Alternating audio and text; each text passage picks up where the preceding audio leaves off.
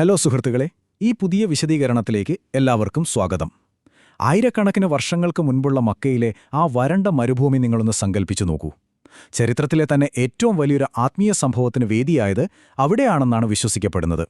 ഇസ്ലാം മത വിശ്വാസപ്രകാരം ഇന്ന് മക്കയിലെ മസ്ജിദുൽ ഹറാമിന്റെ ഹൃദയഭാഗത്ത് കാണുന്ന ആ പവിത്രമായ കാബ പുനർനിർമ്മിച്ചത് പ്രവാചകനായ അബ്രഹാമും അദ്ദേഹത്തിന്റെ മകൻ ഇസ്മായിലും ചേർന്നാണ്. വളരെ കൗതുകകരമായ ഈയൊരു വിഷയമാണ് നമ്മൾ ഇന്ന് പരിശോധിക്കാൻ പോകുന്നത്. ശരി, നമുക്ക് നേരെ വിഷയത്തിലേക്ക് കടക്കാം. നിങ്ങളുടെ മനസ്സിലും ഈ ചോദ്യം വന്നിട്ടുണ്ടാകും. ശരിക്കും അബ്രഹാം തന്നെയാണോ ഈ കാബ നിർമ്മിച്ചത്? ആയിരക്കണക്കിന് വർഷങ്ങൾക്ക് മുൻപ് ഒന്നുമില്ലാത്തൊരു മരുഭൂമിയിൽ വച്ച് അദ്ദേഹം നടത്തിയ ആ വിളി ലോകം മുഴുവൻ എങ്ങനെയാണ് കേട്ടത്? ഇതിനുള്ള ഉത്തരം കണ്ടെത്തണമെങ്കിൽ നമ്മൾ മതപരമായ വിശ്വാസങ്ങളെയും ചരിത്രപരമായ വസ്തുതകളെയും തലമുറകളായി കൈമാറി വന്ന പാരമ്പര്യങ്ങളെയും വേർതിരിച്ച് തന്നെ മനസ്സിലാക്കേണ്ടതുണ്ട്. ഭാഗം 1. പുരാതന മരുഭൂമിയിലെ വിളി. അപ്പോൾ ഇസ്ലാമിക വിശ്വാസപ്രകാരം കഅബയ്ക്ക് അവിടെ നേരത്തെ തന്നെ ഒരു പുരാതനമായ അടിത്തറയുണ്ടായിരുന്നു. കേവലം ഒരു പുതിയ കെട്ടിടമുണ്ടാക്കുകയായിരുന്നില്ല അബ്രഹാമും മകൻ ഇസ്മായിലും ചെയ്തത്, മറിച്ച് ആ പഴയ അടിത്തറയിൽ കഅബ പുനർനിർമ്മിക്കുകയായിരുന്നു.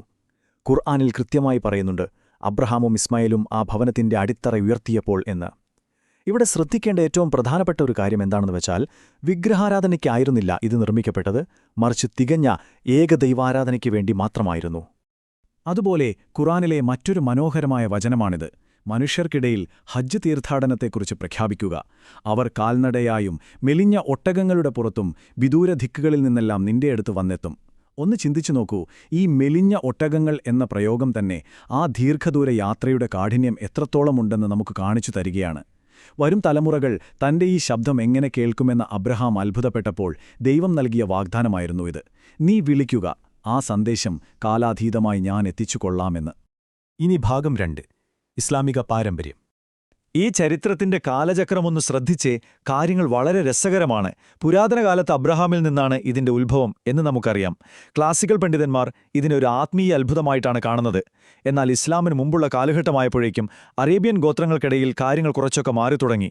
അവർ കാബയെ വലം വയ്ക്കുന്ന തവാഫും സംസം കിണറുമൊക്കെ അങ്ങനെ തന്നെ നിലനിർത്തിയെങ്കിലും അവിടെ വിഗ്രഹാരാധനയും മറ്റു പല വികലമായ ആചാരങ്ങളും കൂട്ടിച്ചേർത്തു. പിന്നീട് 7-ാം നൂറ്റാണ്ടിൽ പ്രവാചകൻ മുഹമ്മദ് നബിയാണ് ഹജ്ജിനെ അതിന്റെ യഥാർത്ഥ ഏകദൈവ വിശ്വാസത്തിലേക്ക് പൂർണ്ണമായും തിരികെ കൊണ്ടുവന്നത്. ഭാഗം 3. ചരിത്രവും വിശ്വാസവും തമ്മിൽ. ഇതാണ് ഇതിലെ ഏറ്റവും ശ്രദ്ധേയമായ ഭാഗം.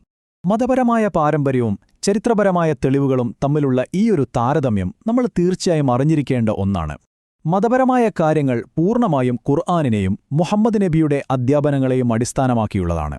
എന്നാൽ ചരിത്രകാരന്മാരുടെ കാഴ്ചപ്പാട് വരുമ്പോൾ അബ്രഹാമാണ് കഅബ നിർമ്മിച്ചത് എന്നതിന് നേരിട്ടുള്ള ഭൗതികമോ പുരാവസ്തുപരമോ ആയ തെളിവുകൾ ഒന്നുമില്ല. അതിന് വ്യക്തമായ കാരണങ്ങളുമുണ്ട്. നൂറ്റാണ്ടുകളായുണ്ടായ വലിയ വെള്ളപ്പൊക്കങ്ങളും അവിടെ നടന്ന നിരന്തരമായ പുനർനിർമ്മാണങ്ങളും അതിനൊരു കാരണമാണ്. മാത്രമല്ല, ഇസ്ലാമിലെ ഏറ്റവും പവിത്രമായ സ്ഥലമായതിനാൽ അവിടെ യഥേഷ്ടം ഖനനം നടത്താനും കഴിയില്ലല്ലോ.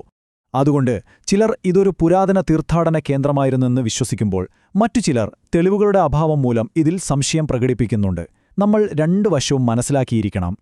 ഇനി നമ്മുടെ അവസാനത്തെ ഭാഗം, നിലനിൽക്കുന്ന പൈതൃകൾ. ഇന്ന് മക്കയിൽ നടക്കുന്ന ഹജ്ജ് കർമ്മങ്ങൾ നമ്മളൊന്ന് സൂക്ഷിച്ചു നോക്കിയാൽ അതെല്ലാം ഈ ഒരൊറ്റ കുടുംബവുമായി എത്രത്തോളം ആഴത്തിൽ ബന്ധപ്പെട്ടിരിക്കുന്നു എന്ന് നമുക്ക് മനസ്സിലാക്കാം.